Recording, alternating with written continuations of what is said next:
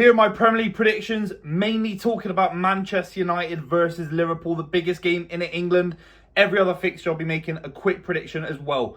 Let's just start off with what is the biggest game in England by a country mile. A lot of pressure on Ten Hag. It's the battle of the bold Dutch managers. And I think Man United have got the short straw. I think Liverpool have got the best bold Dutch manager in the Premier League right now. There's a lot of bold managers, but the Dutch ones in particular, I think Liverpool have come out on trumps already.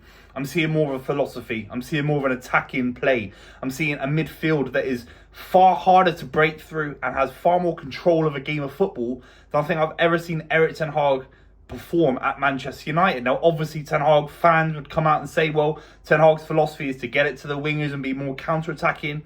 But I think Arne Slot has made a lot more progress in such a short amount of time compared to Ten Hag.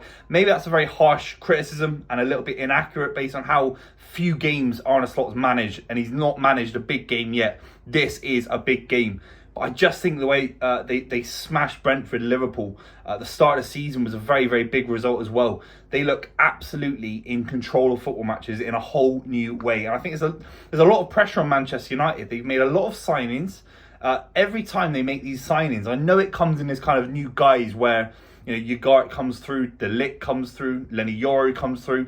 I think these are good transfers. I've said it on this channel consistently all summer. I think the way the transfers have been executed has improved massively under Ineos. The executive branch of Manchester United is far better with Omar Barada and obviously Jason Wilcox and a few other people in there. The executive arm of Manchester United is better, but they're still spending huge amounts of money compared to the success they've had on the pitch for the last 12, 13 years. They've not won a league title in so many years. So it's all well and good saying Ugart comes through. Is it enough to beat Liverpool right now? No, I don't think it is. They've got fundamental issues that they still need to address on the pitch. And that's why I'd still be concerned if I'm looking at Man United completely objectively as possible as a football fan. But I still think we've got massive challenges on the pitch. And I think a large part of it comes from Erik Ten Hag. Last week, Brighton bullied Manchester United. I know Man United had chances, but in the final 20 minutes, it was all Brighton. Brighton were going after the win. 10 years ago, Brighton would have found themselves incredibly lucky to even be playing Man United in an FA Cup fixture, in a League Cup fixture, and they've done incredibly well to get into the Premier League. And now they go into these games against Man United as favourites. Now, obviously, Man United are going to finish above Brighton, and they spend their way out of trouble, but what I'm trying to say is I think it's Man United side sleepwalking into another dull, underwhelming, mediocre season. They've lost to Brighton and no one's talking about it. It's been normalised, their abject failure in the last 12 years in football, in my honest opinion. I'm being as neutral as possible because I do think some of the transfers have come in, but Ten Hag isn't able to get the best out of them. I think Hertz has got a higher ceiling as a manager than Erik Ten Hag. I'm being genuine. I'm being completely honest. It's a massive game. If Liverpool go there, dominate the ball, and score a couple of goals and they win 2 or 3-0, I mean, Man United are in crisis. They've lost 2 out of 3 games, and they've been outplayed by Brighton and potentially Liverpool. And obviously, it's a big if. You got to let me know what you think in the comments down below. But I do think Liverpool go into this game favourites. I think the pressure is completely different if Ten Hag is going to Arne Slot at Anfield for the first game that Arne Slot has with this kind of magnitude. I think it puts a lot of pressure on Liverpool. But Liverpool going to Old Trafford, they can sit there, soak up a lot of pressure. Man United fans are surely going to be observing neutrally and sat there and saying, what are we watching at Old Trafford? Will Liverpool get on the ball? If Liverpool dominate the ball at Old Trafford with a manager that's just been in for 3 months, 4 months, I think it's embarrassing. I don't think it's good PR. I don't think it's good optics for Ten Hag. Now, obviously, Ten Hag can find a way to win. He's had good results against Liverpool last season, of course. But in my honest prediction, I think Liverpool are going to win this game. Salah's been in unbelievable form. Diaz is in unbelievable form. And I think it's right for like a big Jota performance, a big Jota goal. The midfield, I was a little bit critical of Gravenberch in the previous game against Brentford. That's not because of his on-the-ball quality, because he's got a lot of it, and the way he drives with the ball is fantastic. I do think Man United can find joy against either him or McAllister as a double pivot. I don't think that works. Maybe Endo gets brought in. Endo did have 2 good games against Manchester United last season. So that's where Man United can find joy. There's a world Man United to score. But I just don't see how they win the game. I really don't. I'm not trying to be biased. I think Liverpool will win the game. I think it actually could be quite comfortable. And it surely raises more concerns about the state of Manchester United, because I don't think they're going into this game strong favourites when they've had 3 years of progress under Ten Hag, or three seasons, 2 full seasons going into his third, winning trophies, and it just doesn't feel like it's materialised. They got battered in the final 20 minutes against Brighton. James Milner and Billy Gilmour in midfield. Make it make sense, please. I'm going for a 2-1 Liverpool win. Let's talk about Arsenal-Brighton. Now, a couple of years ago, I said Brighton, again, we'll go into this game. They got a good record against Arsenal. As a good chance to win this game or draw the game, take points off Arsenal. But the way Arsenal performed in Birmingham, they controlled the game against Villa. Trossard came on and was revelatory, really, against compared to Martinelli's performance. Partey just knocked up a second goal, and they just kind of dominated and cruised in the final 20 minutes. This Villa side aren't a joke either. I know people are lower in their estimations of Aston Villa based on the Champions League campaign. Obviously, none of that has started yet. And Aston Villa were really good against West Ham in the first game of the season. I don't see any world where Arsenal draw this game or lose this game. They look like a machine. I'll question if they can keep it up, because there has to be a wobble.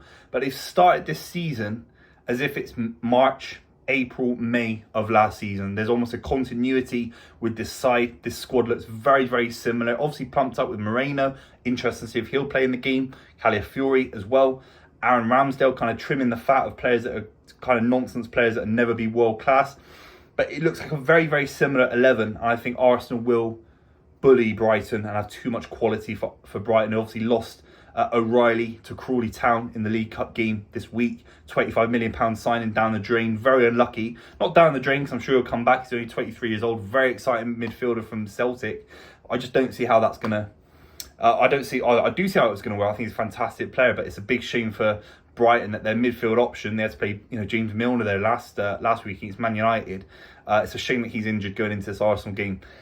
That being said, Brighton are fantastic. They've been the side of the season so far, 2 weeks in, of course. But I think Arsenal will win the game 2, maybe 3-0.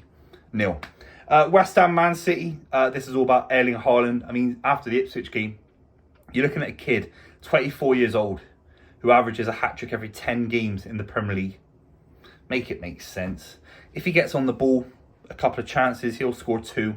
He could score 3 against West Ham. He's got a very good record against West Ham. City got a very, very good record against West Ham as well. Picked up a good win against Palace, but Palace are struggling. I think they've been gutted out. And I'm not a huge fan of Steve Parish's transfer strategy this season, particularly with Gahey, who doesn't even look like he's moving now.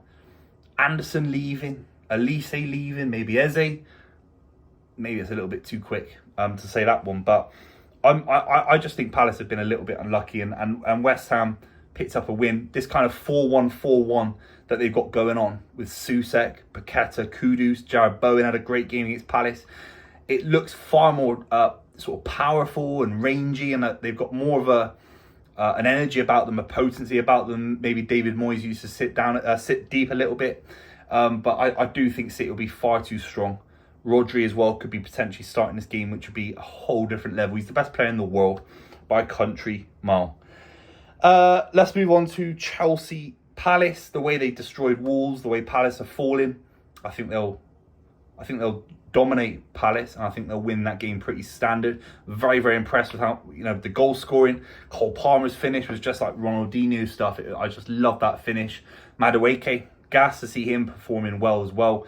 He's a player I'm really excited about. Newcastle versus Spurs. A little bit of a flat start for Newcastle, a couple of draws, and Spurs obviously did very, very well last week. It wouldn't surprise you if it's a draw, a 1-1 draw. I know it's a difficult place to go out there, but it wouldn't surprise you if it's another draw. I still think Newcastle don't have that kind of oomph and firepower to get over the line against a side like Spurs, who obviously go into the game with a good record last week. I'll go 1-1 draw again for Newcastle United. Ipswich Fulham scored a very early goal against City, and they looked good for about 25-30 minutes. Schmozdiks, butchered his name, from Blackburn Rovers, very, very well-regarded player from the Championship, making very, very good runs. They got Brozier in, they got Muric in, they got some very, very good transfer activities. Despite the fact they've lost to Liverpool and Man City, and only scored 1 goal in the last 2 games, I think they look better than Southampton, I think they look better than Ipswich. I think they'll stay up, better than Leicester City. I think they'll stay up Ipswich 100%. I think they could pick up something here, actually. I can go for a 1-1 draw. Bit boring, I know. Brentford, Southampton. Southampton picked up Aaron Ramsdale for £18 million, rising to £25 million with add-ons. What add-ons are you looking for? A relegation add-on? I'm not sure. He'll definitely hit that if there is one in the contract. I think they're going to instantly get relegated with Aaron Ramsdale. He is like the Grim Reaper. If the Grim Reaper knocks on your door, you've got to shut the door because, you know, you're not long for this world. Aaron Ramsdale, if he joins your club and you're a newly promoted side, you're not long for this. You're not long for this Premier League life. Ask Bournemouth, ask Sheffield United, ask Rochdale, Wimbledon, and a few other clubs he's been at where they've all got relegated. No joke. I think Brentford will win the game. I've actually been moderately impressed with them without Ivan Toney playing. Everton versus Bournemouth. Bournemouth going to this game at Goodison Park favourites. Says so much about where both the clubs are. I do think Everton got more than enough to stay in the league, but I think Bournemouth will beat them 2-0 in my honest opinion. Leicester versus Villa. When you sign Jordan Ayew, it is like the Grim Reaper of outfield players. I think you're instantly going to get relegated. I worry about the transfer activity. Bobby Reid. I like Bobby Reid a lot, but he feels like squad filler. He's not enough to keep you in the league. I think Leicester City, they look like they could. I just think they could get relegated. Wout Fez at the back still. Come on. I think Villa will win that game easily. Forest Wolves. It's a weird one. Both clubs. I think Gary O'Neill could be the first manager sacked. I like Gary O'Neill a lot, but the back end of last season was flat for Wolves, getting smashed by Chelsea. If they lose to Forest, you could definitely pick up a win here, 1-0 I'm predicting. He could be under a lot of pressure because they should be getting a kind of result or at least a very good performance against Forest, in my opinion. If they don't, it's definitely against Chelsea. It's definitely against Chelsea. If they can't pick up something with some positivity against Forest, he's in a world of pain. Let me know what you think in the comments down below. Give me your score predictions for the Premier League this weekend. I'll see you very, very soon.